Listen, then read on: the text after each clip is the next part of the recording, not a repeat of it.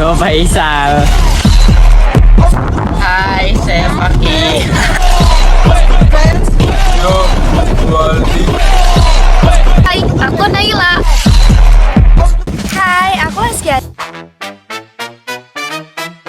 Zahra sebagai Putri Chandra Kirana. Hai. Hai, aku Sylvia Geza sebagai Boyaya. Hai, aku Karadila. Nah, aku sebagai Dayang.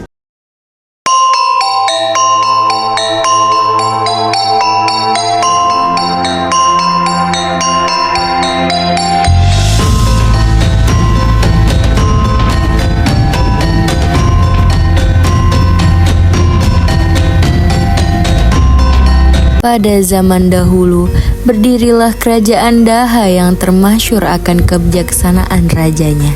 Di dalam istana yang megah, tumbuh dua orang putri dengan budi pekerti yang berbeda. Chandra Kirana, putri yang elok parasnya, halus tutur katanya, serta luhur batinnya. Sementara itu, Dewi Galuh yang tak kalah rupawan, namun hatinya kerap diselimuti iri dan hasrat untuk menguasai. Takdir pun mulai menenun kisahnya ketika kebahagiaan bertemu dengan kecemburuan dan rasa iri. Patih, apakah segala persiapan telah disiapkan sebagaimana mestinya? Hamba junjung perintah Baginda. Seluruh istana telah berhias dan rakyat dengan sukacita menanti kedatangan Pangeran Inu Kertapati. Baik, hari ini adalah hari kejayaan bagi kerajaan kita. Hamba mengaturkan sembah pada Baginda Raja atas kiranya persambutan yang Baginda telah berikan. Selamat datang Pangeran Inu Kertapati. Kehadiran engkau memberi anugerah bagi kerajaan kami. Chandra Kirana, mendekatlah anakku. Hamba hadir ayahanda. Pangeran Inu, ini adalah putri kami, Chandra Kirana. Sungguh keelokan dan kelembutan putri ini bagaikan cahaya rembulan yang menghampurkan kalbu. Paduka terlalu memuliakan hamba.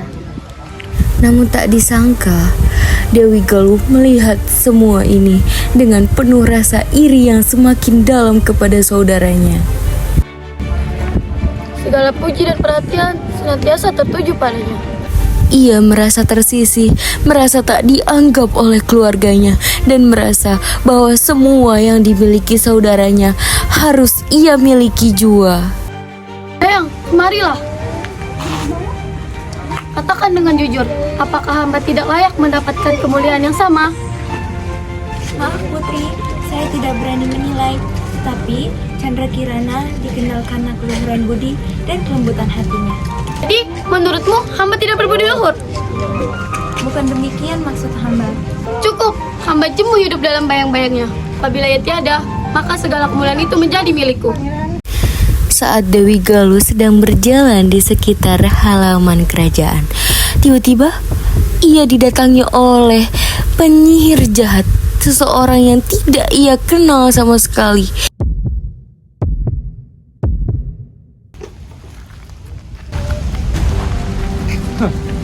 Sepertinya hamba merasakan hawa kebencian darimu, Nyonya. Siapa kamu?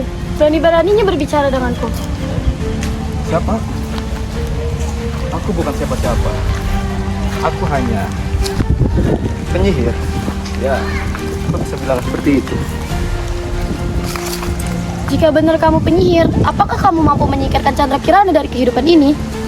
Hah, jadi kau menyuruhku untuk menyingkirkan seseorang ya? Benar, segera laksanakan. Aku siap menerima akibatnya. Baiklah, jika itu kemauanmu, Nyonya. Tanpa berpikir panjang, ia membuat perjanjian bahaya kepadanya demi menyingkirkan saudaranya sendiri. Pada pagi hari, Putri Chandra Kirana sedang menikmati indahnya pantai. Betapa tentram suasana hari ini. Semoga kedamaian ini abadi. Yo, Chandra. Siapakah engkau? Siapa aku? Akulah orang yang akan mengakhiri kedamaianmu ini. Hamba tidak pernah menyakiti siapapun. Mengapa engkau berbuat demikian? Maupun kau tidak pernah berbuat menyakiti orang lain atau membuat kebaikan, pasti akan rasakan. Tidak, jangan.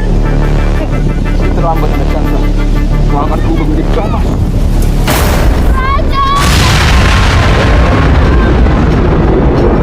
Putri Chandra Kirana dikutuk menjadi keong emas oleh penyihir itu atas ketamakan kakaknya sendiri. Di satu sisi terdapat Boyaya, seorang nelayan yang tiba-tiba ia menemukan sesuatu yang gemilau. Hari yang semakin senja, dan rezeki belum jua tampak. Apakah ini? Apakah ini?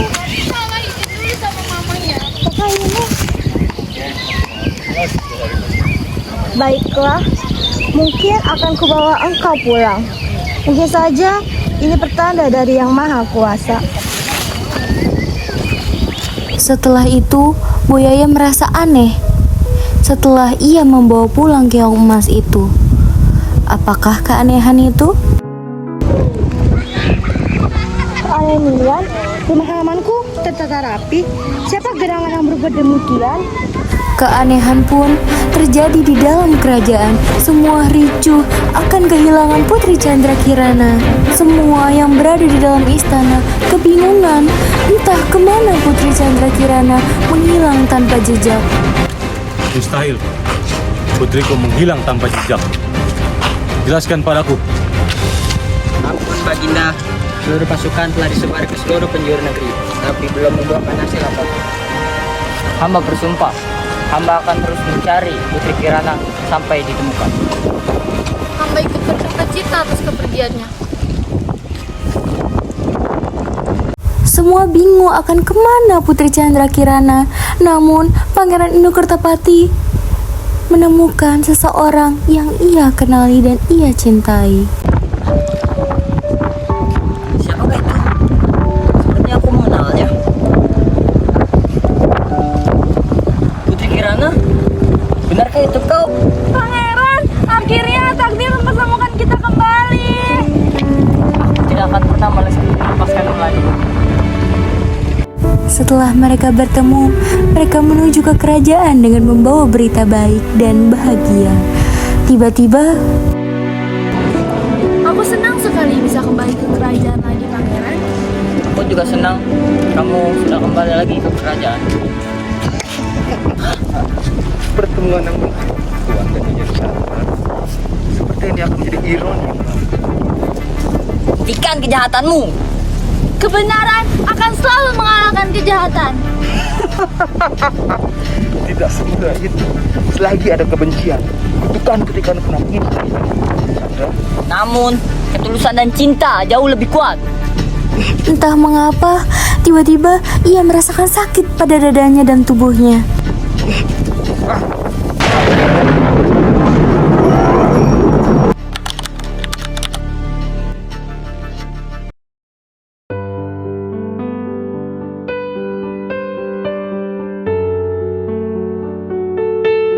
Mengapa kamu mengambil jalan ini, kakak?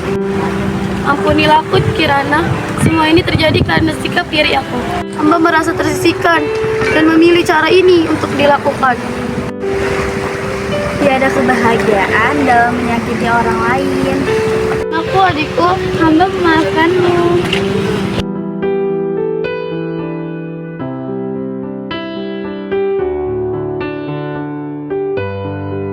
Akhirnya, kedamaian kembali menyelimuti kerajaan Daha. Segala duka telah berlalu, berganti dengan kebahagiaan yang tulus. Kebenaran telah terungkap dan keadilan pun telah ditegakkan. Biarlah kisah ini menjadi pengingat bagi kita semua bahwa kejahatan mungkin tampak kuat untuk sesaat, namun kebaikan, kesabaran dan cinta yang tulus akan selalu menjadi pemenang pada akhirnya. Sebab pada akhirnya hati yang bersih akan selalu menemukan jalannya menuju kebahagiaan.